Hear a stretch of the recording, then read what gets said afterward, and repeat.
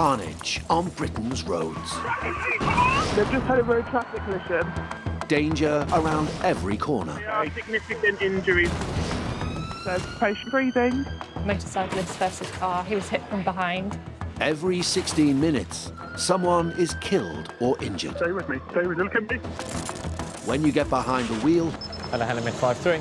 your life is in your hands. Can I put a trauma alert to Rhesus coming by air? And if things go wrong, Steady, lift. elite trauma teams pick up the pieces. University Hospital Coventry tackles some of the most extreme cases in the country. What's happened? You're in hospital.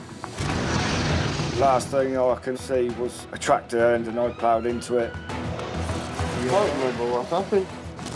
Her car's ended up on its roof. From crash scene Where's it hurting? Oh, down my side. to A&E, Until we get a CT scan, I need you to stay nice and still. Patients can die from this. and emergency surgery. This may not be a reconstructible injury. She could lose her hand. If we can't stop him bleeding, he won't survive. I honestly thought he was dying. We follow the medics battling to save the lives of casualties Oh, my life! injured on Britain's deadly roads. You never think it's going to be your kids.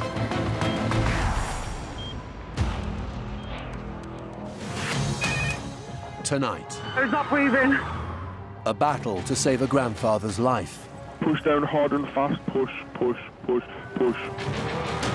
A pedestrian's decision leads to disaster. You're okay. You're okay. Stay with me. A young motorcyclist's crash leaves doctors fearing the worst. He's breathing, but he looks like he's in an awful lot of pain. What's going on? 2 miles away from University Hospital Coventry. Ambulance service, is the patient breathing? Hang on, we're just trying to get him out of the car. Is he breathing? No, he's not breathing. Road traffic alert. Oh, there's a child in the back. We'll give you an ECI en route. Jenny! Unconscious male. Not breathing.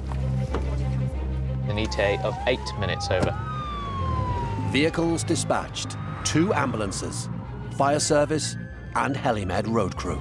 So what is it, an RTC cardiac arrest? RTC cardiac arrest. Pedestrian or a car? Didn't say. Is he conscious? Okay, we can't find a pulse, but he's got a very safe pulse. Is he conscious? Is he conscious? No, he's not conscious, no. Unconscious, not breathing.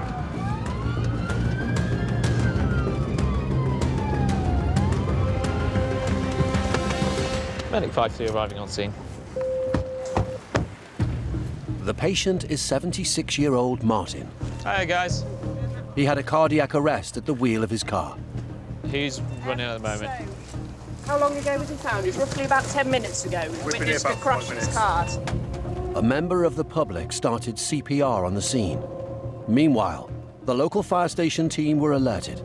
They continued chest compressions. Do you want to restart CPR? He's in VF. He needs another shock. VF, ventricular fibrillation. Do you mind if I charge the defib? Yep. One of the most dangerous heart rhythms. That's right, stand back. It's shocking now, hands off.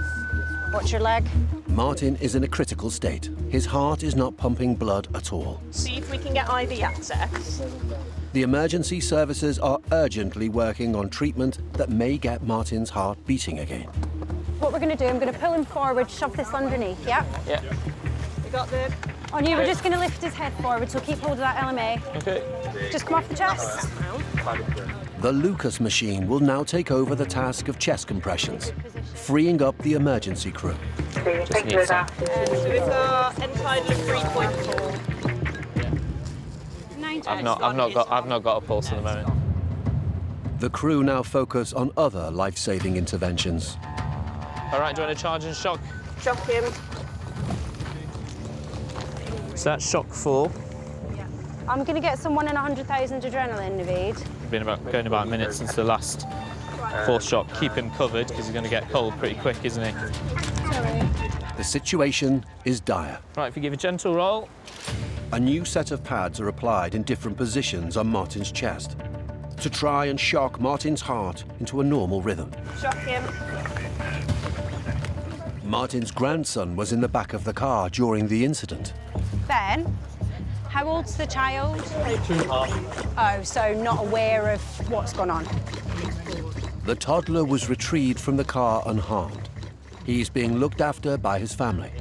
He's doing agonal breathing, but I can't feel a pulse. OK, 4 milligrams. I can only feel a very weak one. Finally, they detect a pulse. Seems to be getting Right. slimy. Right, let's get the blood pressure SATs probe, get him on the scoop. A cardiac arrest is the most serious job that we can go to. The heart has stopped and the patient is not breathing. These people need immediate CPR.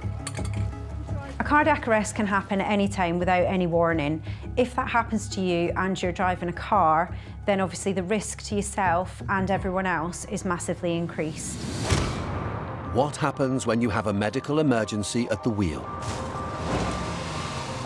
It takes seconds of having a medical incident, such as a heart attack, seizure, stroke, or falling asleep behind the wheel of a vehicle, to cause a catastrophic accident. The consequences can be devastating for driver and for other road users.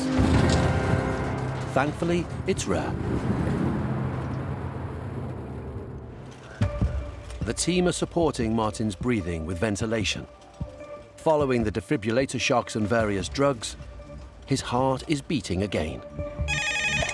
Hello, Recess. Now the teams need to get Martin to hospital for urgent care. We'll be with you in about 5 minutes, please. Okay, thank you. Every minute counts to give Martin the best chance of survival. Coming up, Martin's life hangs in the balance. He's critical. A pedestrian's day is shattered in a glance, and an unexpected turn for a young motorcyclist. What's going on? Great British roads. Every 16 minutes, death or serious injury. For some survivors, it's a long road to recovery. Is he conscious? We can't find a pulse. Is he conscious? No, he's not conscious, no. 76-year-old Martin. Cardiac arrest at wheel of car. Unable to breathe for himself.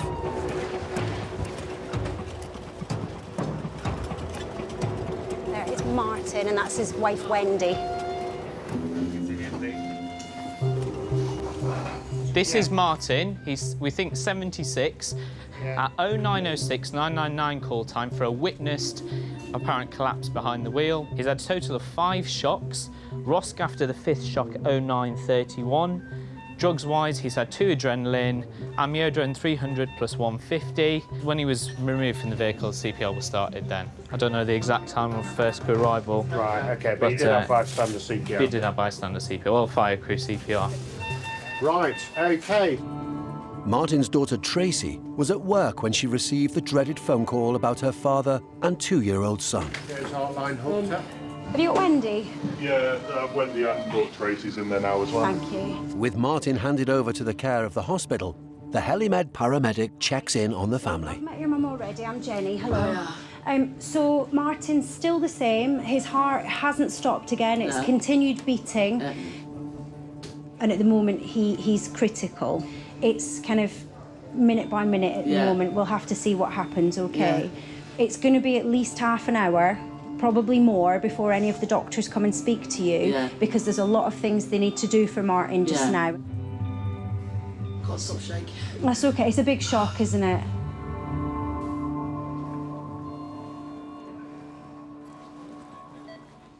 We're taking things really literally minute by minute at this stage. Things are really unpredictable.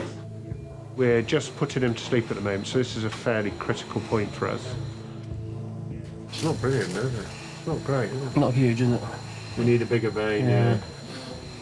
No, this is no good. To administer life-saving drugs and fluids, they need to locate a vein. But it's proving difficult. We've got one for the adrenaline, we've got one for drugs. We can also give it via the adrenaline as well.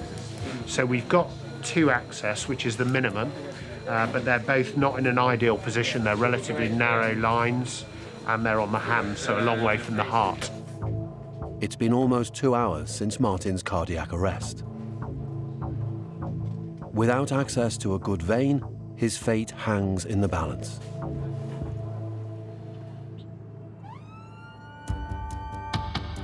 Hello, can I have an ambulance, please? Yeah, is the patient breathing? Yes, yes. There's a pedestrian, I think, has gone out into the road chasing a dog and has been hit by a car. You're okay, you're okay, you're okay. Stay with me, stay with me. Look at me. Help's on the way. New patient incoming. 28-year-old female. Hit by car. 8.5 miles away from University Hospital, Coventry. From the way it was described, she's hit by a car, floated up in the air, hit the bonnet and the windscreen, broadside the windscreen. So it's quite a significant mechanism.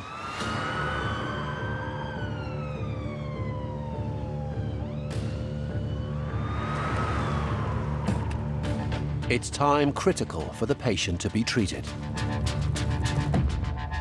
Sorry, I know that seems a bit tight with me. 28-year-old Jade has been brought in with her fiancé, Richard. At the moment, we're just worried that she had a bleed in the brain or a fractured skull, and that could cause problems later on.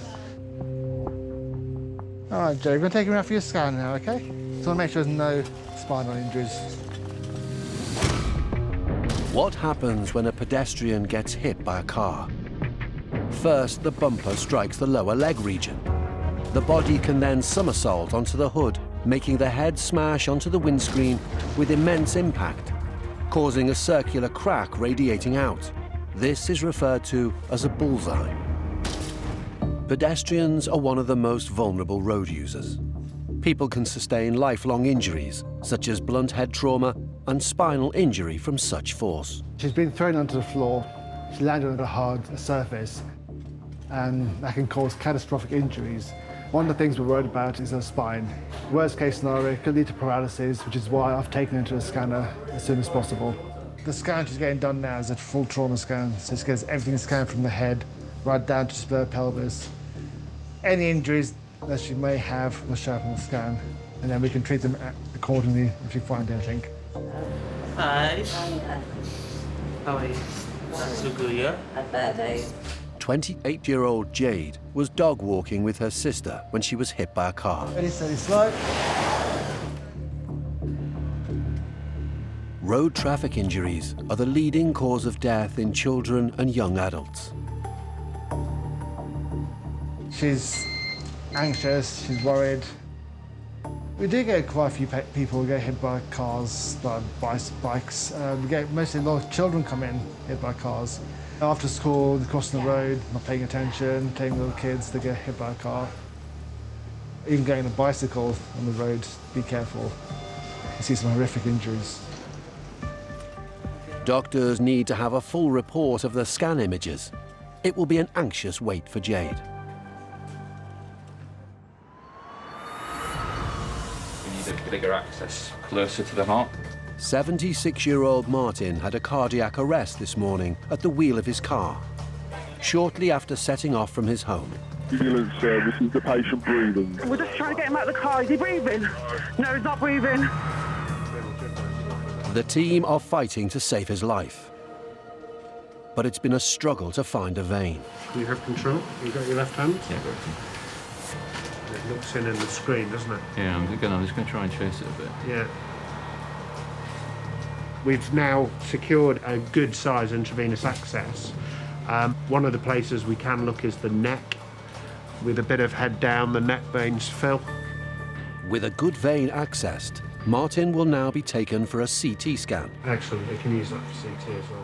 So he's going to have contrast and dye which would circulate through his lungs, and it's quite important to have a certain size of cannula, hence why we ended up inserting the cannula in his neck, because we wanted to be sure that going to CT scan we would get as optimal pictures as possible for the radiologist to be able to interpret and give us a better idea of what might be happening.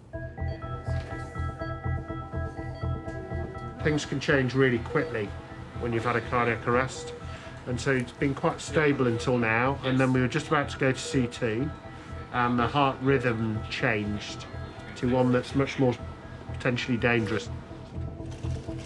With Martin's heart steady again, the team can progress. We come to the CT scanner to do a scan of his head as well as of his chest to look, see if there's any bleeding in his brain or any blood clot in his lung. So those are the two main things we want to consider and rule out at this point. How much longer for the scan? No, look at that. Done. Cool.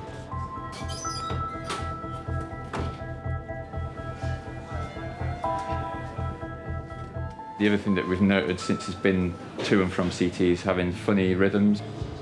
The green line at the top, so that's his heart rhythm. So it's basically keeps going in and out of different rhythms, which is a bit concerning. Martin's heart is unstable. I think the biggest risks to him are the underlying cause of the cardiac arrest. I think this is probably a heart issue and a rhythm issue with his heart. That, by definition, is highly unpredictable. So that can change literally minute to minute. Have you seen him yet? No. His family can see him now for the first time since the accident. Lower him down a bit, you can hold his hand, talk to him like normal, okay? Right. Martin will now be admitted to the intensive care unit for close monitoring and further investigations.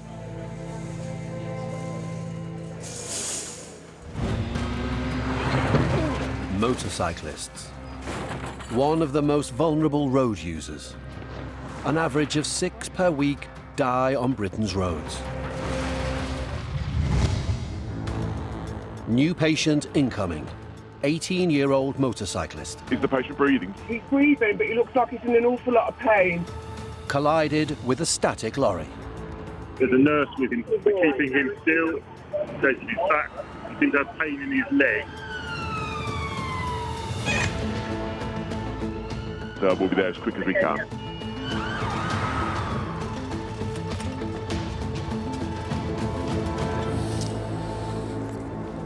Injuries, complaining of some pain in the right side of his groin. The pain score is 8 out of 10. He's got a pelvic binder on. Hello there, Stephen. My name's Richard. Nice to meet you. What's going on? What happens to our bodies when a person slams into a stationary vehicle? In the 200 milliseconds of a crash, depending on the impact, people can break collarbones, the rib cage, then the chest loses its structure and impacts on the lungs. I just need to cut your top off and put some routine monitoring on. So Stephen was travelling along on his motorbike and he's collided with a static lorry. He was complaining of pelvic pain, so we suspect a pelvic injury. This is my work t-shirt. That's okay, we can get a new one. That's fine. Okay. It's just... That hurts? Yeah. So Stephen, I'm just going to take some blood from you and pop a little cannula in. There's going to be a shout, scratch and a bit of pushing in, okay? So this is going to go around your body, okay, Stephen? Arms up in a minute. That's it, you can pop them back down for me. Take your temperature now, all right? Where were you going? I was going to work and I looked down for like 2 seconds. Next thing I know, I'm in the back of the lorry on the floor. So Stephen, we're going to take you out for the CT scan now. Okay, ready, steady, slide. 18-year-old Stephen was on his way to his new job when his parents received an unexpected phone call. We were sat finishing breakfast and my phone rang and it's a number I didn't recognise. Answered it and she said, nothing to worry about, but I'm sat with your son. He's come off his motorbike. And we went out to meet him at the side of the road and they'd shut that road because he was led in the middle of the road. The police were there by the time we got there and then we were waiting for the ambulance. It's an agonising wait for Stephen and his parents. Coming up, in the critical care unit, Martin holds on for dear life. In effect, he's just suffered a brain injury. His brain has been starved of oxygen. Stephen's injuries leave him facing a difficult outcome. Can you lift this leg off the bed? Lift it, lift. It hurts. And for Jade, I was going out. You just don't know what's going to happen in a day. it's a reality check. Great British roads. 328 billion miles travelled annually. 62% of casualties, men.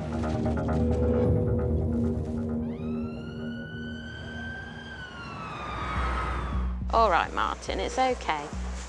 Just relax. Martin had a cardiac arrest at the wheel of his car, I've not got a pulse at the moment. causing him to crash into another car and a wall. It's been 2 days since he was put on a life support machine. Today, they're trying to lift his sedation. In effect, he's just suffered a brain injury, really, having a cardiac arrest. His brain has probably been starved of oxygen.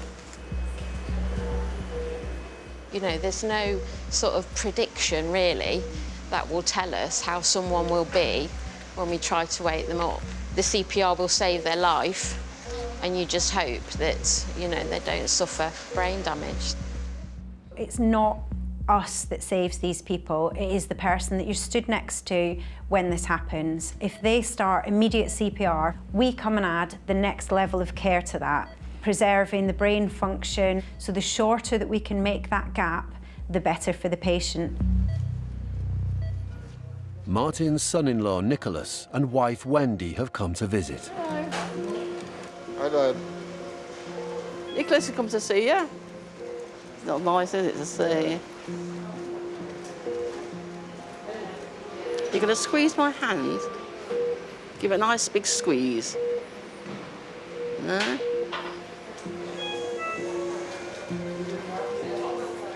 I'm praying for you. By God's grace, you are going to get better. Nodding. Just keep through. I know you are going to pull through. Have a nice evening, Dad. I love you. See you then.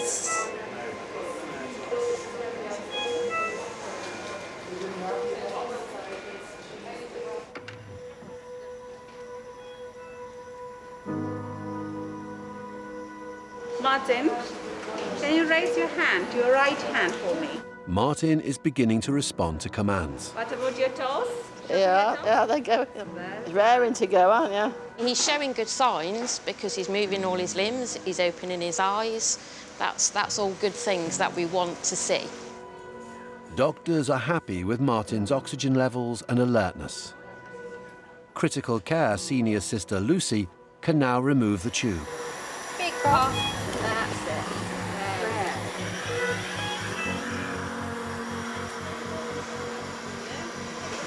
Right, you know where you are?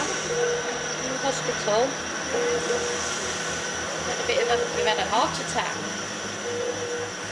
His oxygen levels are okay at the moment. But yeah, so far so good. I am very relieved. Happier now that he's had the pipe taken and he's a bit more alert, aren't you? Eh?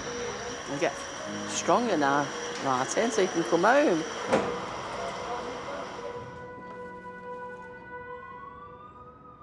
Ready, steady, slide. Stephen was en route to work when he collided with a stationary lorry. Is the patient breathing? He's breathing, but he looks like he's in an awful lot of pain. Travelling on his 1-month-old motorbike. He's had pain in his leg. So the scan's done, okay? We just have to wait now for that report to come back. A bit of a bump, I'm afraid. Ready, steady, slide.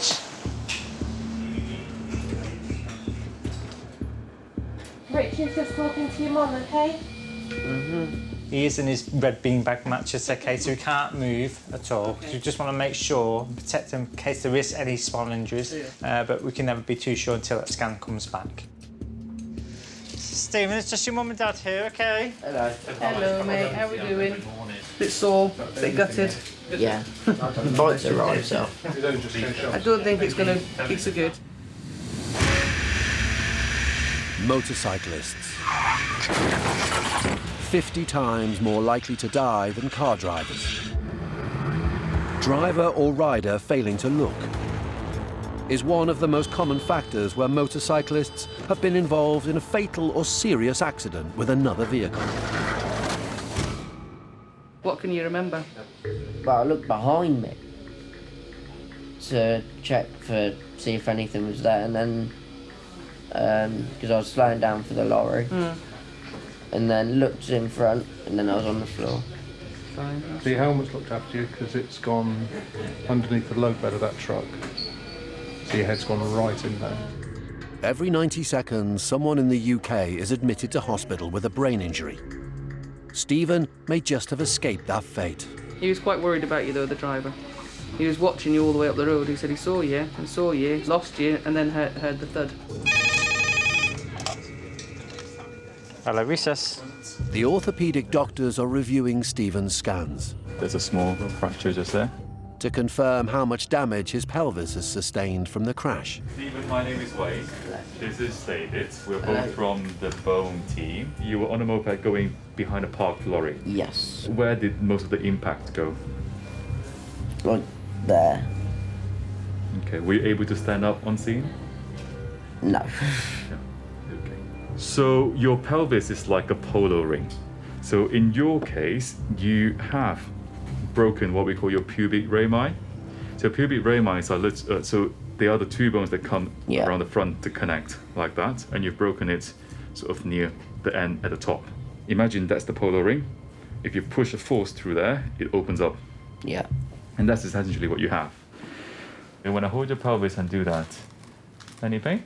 A little bit. Can you lift this leg off the bed? Lift. It hurts. Can you bend your knees up? It hurts. Struggling. It hurts here. Can I bend? It's gonna hurt. Yeah? I'll gently, but let me know when to stop, okay? Don't like that. Okay. We could go in and do an operation. No. But we don't think it's needed at the moment. I think we can treat you with plenty of pain relief and try and get you to stand up. Obviously, it will be tricky at the start with all the pain and all that. But if you're really struggling to mobilize or to move, then we can reconsider that. If Stephen is unable to mobilize soon, he may have to face his biggest fear of having surgery. In our pelvis, we house very important vital organs, things like our gut, bladder, kidneys, and also important blood vessels. And oftentimes this can be damaged from a big pelvis injury. And if these are not sorted in time, it could lead to life-changing or death even in these patients. It could have been a lot worse. Yes. Yes, it could have.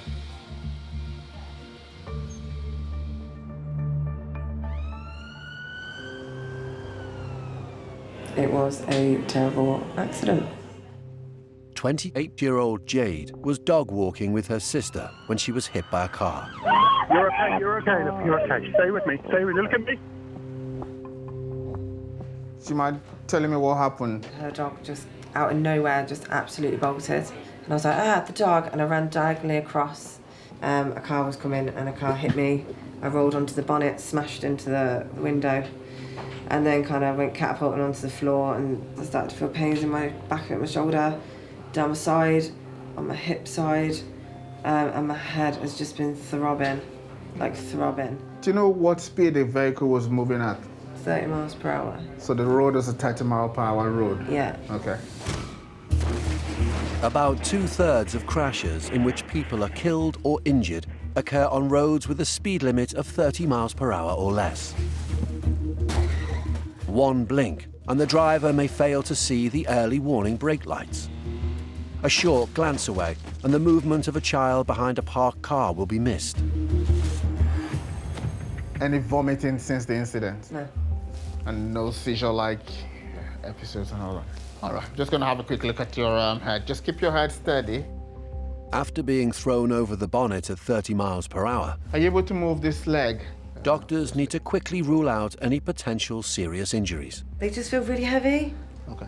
Try lifting the left leg. They just kind of. Can you wiggle your toes for me? Okay, that's fine. Bruising the right knee. That's achy as well. So that's achy. Yeah. And you've got a cut over your right eyebrow there. It looks like it's gonna need stitching. Once I've had a look at the scan and the scan is fine, I'll probably be able to have a look at that better, okay? Head injuries is one of the priorities that we usually would look out for a patient or a pedestrian who's been hit by a vehicle.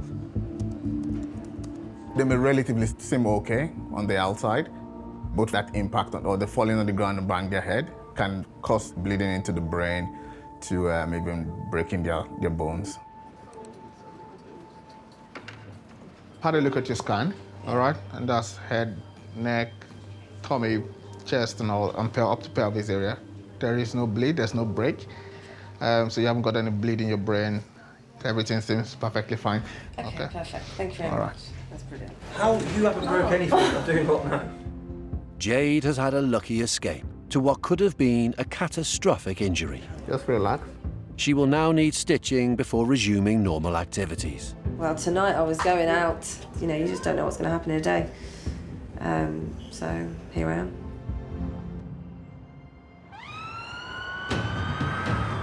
You lift this leg off the bed. Let me know when to stop, okay? Stephen was on his way to work when he smashed into the back of a stationary lorry. Is the patient breathing? He's breathing, but he looks like he's in an awful lot of pain. He has sustained a pelvic injury. If he doesn't mobilise soon, he will need surgery. The physio team have come to assess his movement. The plan is to try and see how you get on with us. Without surgery. Without surgery, and see how we go. Right, we're going to have a little bend of this leg, OK? See how it feels. Just bend up with me. No, is it sore? And down. Can you dig your elbows into the bed and try and sit yourself up a little bit? That'll help. Go on, breathe. Ready? It's not going to do any more damage than what I've done, is it? No, it's not. Because it's not fixed, that's why you're in the pain that you're in, but the doctors have said at the minute the pros and cons of fixing it versus not, so the plan is to try and see how much pain you're in and see if we can actually manage without fixing it. Okay? Good. Breathe. The reality of Stephen's injuries is becoming all too real. Okay, all right. Breathe. You did well, Stephen. It's good to try. We may try again in a minute. Can you move that leg towards it? That's it. Well done. That's it. Go on. That's it. You lie down. You want to go down? All right. Just something to support my back. Okay. All right then. Let's see. We did basically got the edge sit. Where is it? On me, Stephen. Point to where is it? Is it around here? Yeah. Or is it further down? No, it's like there. It's there. Okay. Okay. We'll speak to the doctors and see what else they can suggest, okay? We just tried to get Stephen up and struggled a bit with his pain relief, but he was complaining of pain on this left side here. I need to speak to Sunit, because Sunit said this morning if he struggled, then I need to go back and talk to him about surgery, because ideally they wanted him to have surgery. They ideally did, didn't they? Pelvic surgeries tend to be quite big.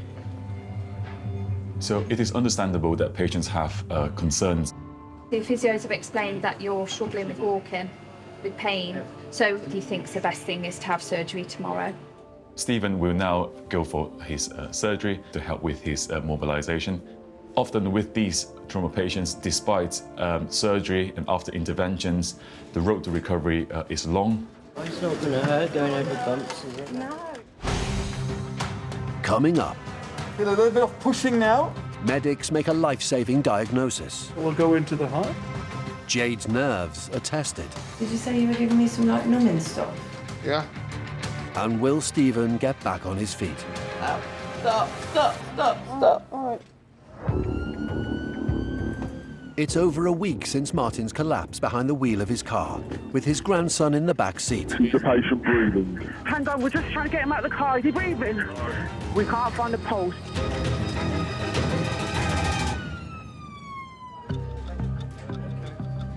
Although awake and able to breathe for himself, Martin is still a mystery for the medics. They begin a series of urgent investigations. Big breath in, big as you can. To try to discover why his heart remains unstable. The main areas that we would look at are the plumbing of the heart, so the pipes or coronary arteries that take blood into the heart. So if the heart arteries are narrowed or blocked, you get a lack of blood to part of the heart muscle, and that bit will then become abnormal. You haven't got any tight narrowings in your heart arteries, just some very mild furring. I think the next test will be an MRI scan to have a look at the heart in more detail. Breathe in and hold your breath. The MRI is very sophisticated. It allows us to work out how well the heart's working, where the damage is, and what the heart muscle is made up of. It's probably the most important test in his case after the angiogram. With the test done, doctors have been able to make a diagnosis. And we can tell looking at the MRI that you've had a heart attack at some point, months or years in the past, and that has caused some scarring at the back of the heart. That area of scarring has damaged the electrical wiring in there, causing some short circuits, and that short circuit decided to switch on that day when you were driving. It's a sort of a bit of a detective work trying to get all the clues together, but we cannot guarantee that that won't happen again, and that's why implanting a special pacemaker, we call it an implantable cardioverter defibrillator, and it's very clever because it'll watch your heart rhythm and it'll identify the bad rhythms come on. Does that all make sense? Yes. Thanks. Thanks so much. When I think of putting the kids in the car, though, even with a pacemaker, no. I don't think I'll be doing that. But it's great that they've got the medication as a backup, the pacemaker, you know. Couldn't be better, really, could it? I can't wait to get it fitted, really.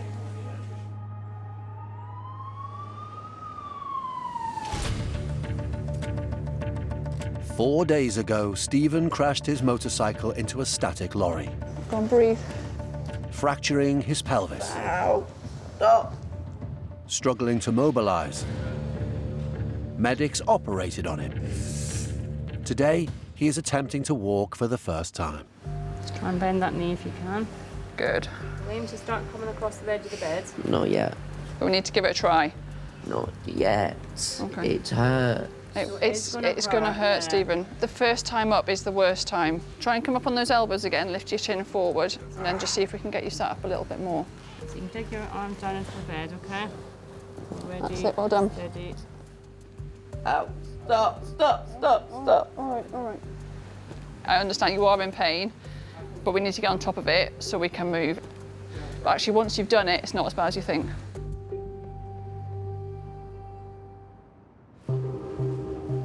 Ready? Martin is one of 30,000 people each year in the UK who has had out-of-hospital cardiac arrest. Do you mind if I charge the defib? 2 weeks ago, when his heart stopped, the critical care team shocked him back to life with an external defibrillator. Today, he is having his own internal defibrillator implanted. The key steps of this procedure is to gain, as we say, vascular access. So we are going to place 2 leads into the heart. There's a risk of us damaging the heart, the lungs, the blood vessels, so we have to be careful when we're placing these leads. You ready for a needle? Sharp scratch coming up in a second. Over the last 10 to 20 years, the procedure has become more and more minimal invasive, but there's always a risk of dying as part of the procedure. More goals, please. The advancement in medical technology means the implantation of the internal defibrillator doesn't require open heart surgery. Feel a little bit of pushing now. Okay. Patients can now be treated under local anesthetic.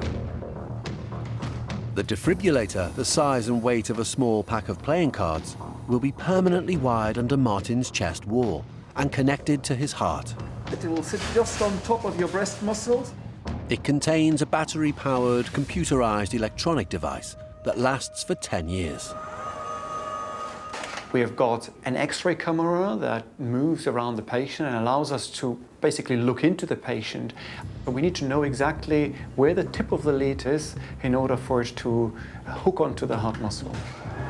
What you will see is that there is a flashback of blood coming into the syringe, and the tricky part is now to find exactly the place where the vein is. So sometimes it's tricky to locate it, especially when the veins are small. The vein gives access to the blood vessel, where thin wires can be attached to the defibrillator and to the heart. So the wire is going into the vein now. Let's follow it through to the heart, please. Into the right place, so we'll see whether we can get a second one in. Okay, so the second one's gone in. So each of these anchoring wires will then be used to place the cables into the heart. Okay, so this is the defibrillator cable that will go into the heart. Okay, that's fine. Happy with this? Yeah. What we'll do is we'll place the leads now into the defibrillator. And in it goes.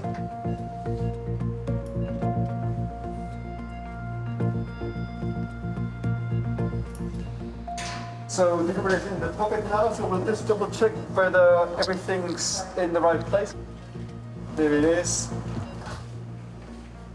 You can link up the defibrillator to your mobile phone, you can send data through the mobile phone to the hospital, and that interaction gives some patients reassurance over and control over their own health. It went okay. The final kind of outcome result was very good. Martin will be monitored for a few days before he can be discharged.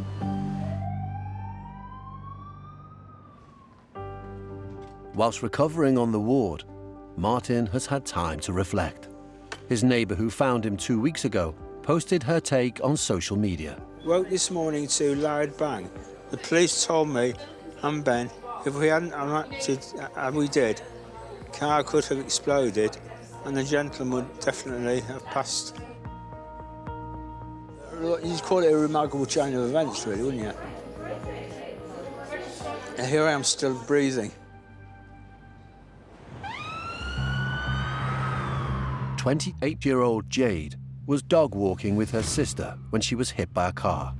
You're okay, look, you're okay. Stay with me, look at me. She sustained extensive bruising and a head injury. Okay. Are you stitching it now? Yeah, now. Can I bring this some more? Your hand. I'm going to put this under here. With the intricate stitching close to the eye, Jade is feeling nervous. Did you say you were giving me some like numbing stuff? Yeah. It's important for her to stay still to avoid further damage to her eye. Don't be nervous, just relax.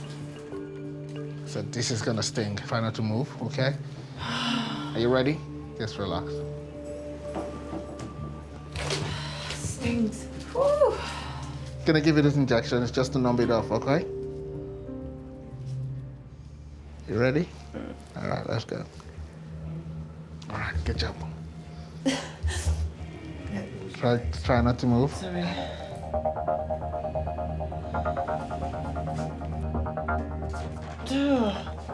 All right. So tender. With her stitches in place, Jade can go home to recover. So I'll say she's lucky to have got enough and good enough. We're happy that she's stable enough to go home. No, so that's all. Yeah. I'm really lucky. I'm truly grateful for all the treatment and all the support. And yeah, I just can't wait to go home.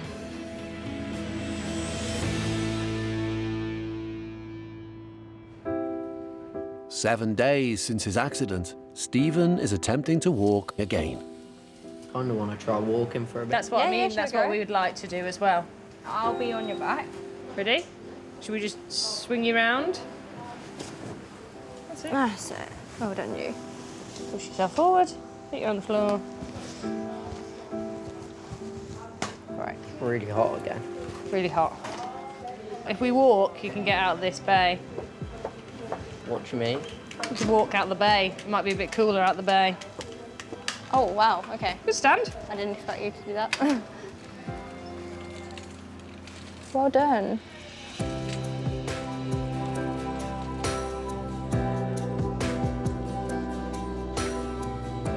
I've got a challenge for you. Oh, wow, okay.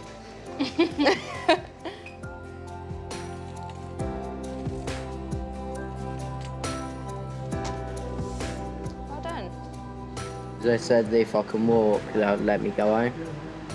So it's just that one step closer to being let out. So. Next day, Stephen is discharged with hopes of getting back on the bike. Oh, no.